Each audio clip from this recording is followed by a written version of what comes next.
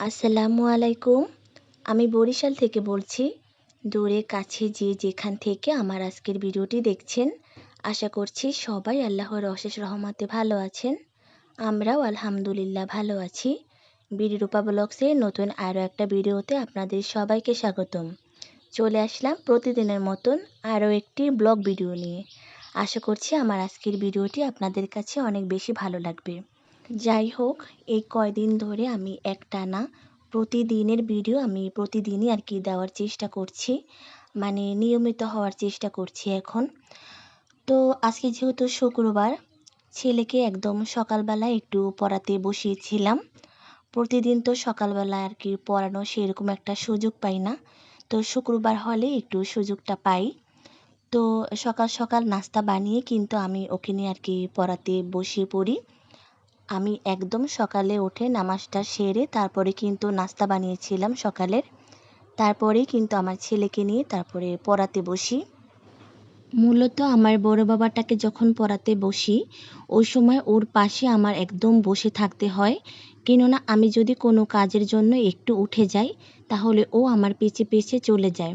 যার কারণে যতক্ষণ সময় আমি পড়াই, ততক্ষণ সময় আমি ওর পাশে বসে থাকি। পড়ালেখা শেষ হয়ে যাওয়ার পরে আমার বাবাটা একটু দোকানে গিয়েছিল, আমাদের বাড়ির পাশের এই ছোট দোকানটায়। তো ওইখান থেকে এই মজার আচারটা নিয়ে আসে। এই আচারটা হয়তোবা অনেক আপুদের পরিচিত। আগে কিন্তু অন্য একটা প্যাকেটে ছিল, এখন একটু ভিআইপি টাইপের প্যাকেট করেছে আর মূল্যটা বাড়িয়ে ফেলেছে। 5 টাকা করে প্যাকেট। আর আগে কিন্তু আমরা 2 টাকা করে কিনে খেতাম। খেতে খেতে সেই স্কুল জীবনের কথা মনে পড়ে গেল। যাই হোক, এদিকে কিন্তু আমাদের বাগানের সমস্ত সুপারি পাড়া হচ্ছিল। পাড়া অলরেডি হয়ে গিয়েছে।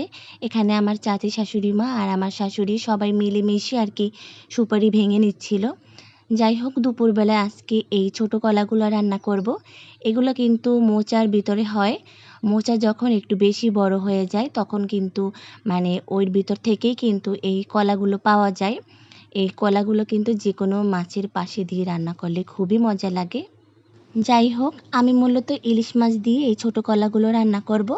তো এখানে কিন্তু আমি পাতলা পাতলা করে কলাগুলো কুটে নিচ্ছিলাম। এই ফাঁকে প্রতিদিনের মতন আমার প্রিয় আপু ভাইয়াদেরকে একটা কথা মনে করিয়ে দিই। দয়া করে আমার ভিডিওটিতে একটা লাইক দিয়ে সম্পূর্ণ আমার সাথে থাকার চেষ্টা করবেন। যাই হোক, রান্নার সমস্ত উপকরণগুলো কিন্তু আমি খুব সুন্দর করে ধুয়ে কুটে নিয়েছি। তো এখন আমি রান্না করে নিব। আমি একটা কড়াইতে পরিমাণ মতন দিয়েছি তেল, তারপরে দিয়েছি পেঁয়াজ কুচি, তো তারপরে দিয়েছি আমি পেঁয়াজ বাটা। এখন এই পর্যায়ে আমি মশলাগুলো খুব সুন্দর করে একটু কষিয়ে নিব। এক পর্যায়ে যখন তেলের ভিতরে পেঁয়াজ খুব সুন্দর করে ভাজা হয়ে যাবে, তখন কিন্তু আমি অল্প পরিমাণে পানি দিয়েছি যেন মশলা পুড়ে না যায়। তো এখন আমি দিয়েছি পরিমাণ মতন মরিচের গুঁড়ো, তারপর দিয়েছি আমি পরিমাণ মতন হলুদের গুঁড়া। তারপর আমি খুব সুন্দর করে একটু মশলা কষিয়ে নিব। কষানো হয়ে যাওয়ার পরে আমি দিব পরিমাণ মতন লবণ। এখানে আমি বাটা মশলার ভিতরে কিন্তু অন্য কোনো মশলা ব্যবহার করিনি, শুধু পেঁয়াজ বাটাই ব্যবহার করেছিলাম। আমার কাছে মনে হয় ইলিশ মাছে কম মশলা দিয়ে রান্না করলে অন্যরকম একটা স্বাদ লাগে। আর ইলিশ মাছের কিন্তু নিজস্ব একটা সুঘ্রাণ আছে, যার কারণে কিন্তু ইলিশ মাছে বেশি মশলা দিলে আমার কাছে মনে হয় ঘ্রাণটা অনেকটাই কমে যায়।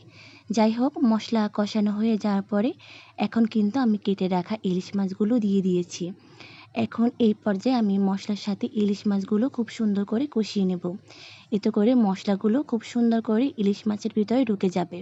যাই হোক, আমি কিন্তু অল্প একটু পানি দিয়েছিলাম, কারণ আমি যেহেতু চুলাতে রান্না করছি, মাটির চুলাতে, তো একটু লেগে যাচ্ছিল, যার কারণে অল্প একটু পানি দিয়ে খুব সুন্দর করে ইলিশ মাছগুলো রান্না করে নেব। যখন দেখব যে ইলিশ মাছগুলো খুব সুন্দর রান্না হয়ে গিয়েছে, সেই পর্যায়ে আমি কিন্তু ইলিশ মাছগুলো তুলে নিচ্ছি। তুলে নেওয়ার পরে আমি ওই মশলার ভিতরে কেটে রাখা সেই ছোট ছোট কলার পিসগুলো আর কেটে রাখা আলুগুলো দিয়ে দেব। কেটে রাখা কলা আর আলু দিয়ে দেওয়ার পরে আমি খুব সুন্দর করে মশলার সাথে কষিয়ে নেব। এতে করে কলার ভিতরে মশলাগুলো খুব সুন্দর মতন ঢুকে যাবে।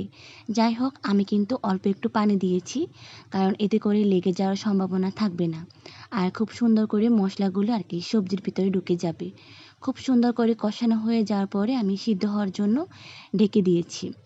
অল্প একটু যখন দেখব যে সিদ্ধ হয়ে গিয়েছে, সেই পর্যায়ে আমি ঝোলের জন্য পানি দিয়েছি। তো পরিমাণ মতন পানি দেওয়ার পরে আমি খুব সুন্দর করে আবার নাড়িয়ে চাড়িয়ে মিশিয়ে দিব। খুব সুন্দর করে নাড়িয়ে চাড়িয়ে মিশিয়ে দেওয়ার পরে আমি সেই পর্যায়ে ইলিশ মাছগুলো দিয়ে দেব। এখন আমি একটা একটা করে ইলিশ মাছগুলো দিয়ে দেব। মাছগুলো দিয়ে দেওয়ার পরে আমি পুরোপুরি তরকারি সিদ্ধ হওয়ার জন্য ঢাকনা দিয়ে ঢেকে দেব কিছুক্ষণের জন্য। যাই হোক, ঝোল যখন মাখা মাখা হয়ে যাবে আর যখন দেখব যে কলা আর আলু খুব সুন্দর মতন সিদ্ধ হয়ে গিয়েছে, সেই পর্যায়ে আমি নামিয়ে ফেলব। ছোট কলা ইলিশ মাছ দিয়ে এই তরকারিটা খেতে অনেক মজার হয়। যারা কখনো খান নাই, সুযোগ হলে একবার ট্রাই করে দেখতে পারেন, খেতে অসম্ভব মজার হয়। যাই হোক, আমার বড় বাবাটা জুমার নামাজ শেষ করে চলে এসেছে। আজকে মসজিদে মিষ্টি দিয়েছিল, যার কারণে আমার বড় বাবাটা অনেক খুশি ছিল। আমার সাথে থেকে ভিডিওটি দেখে নেওয়ার জন্য অনেক ধন্যবাদ। সবাই ভালো থাকবেন, সুস্থ থাকবেন। আল্লাহ হাফেজ।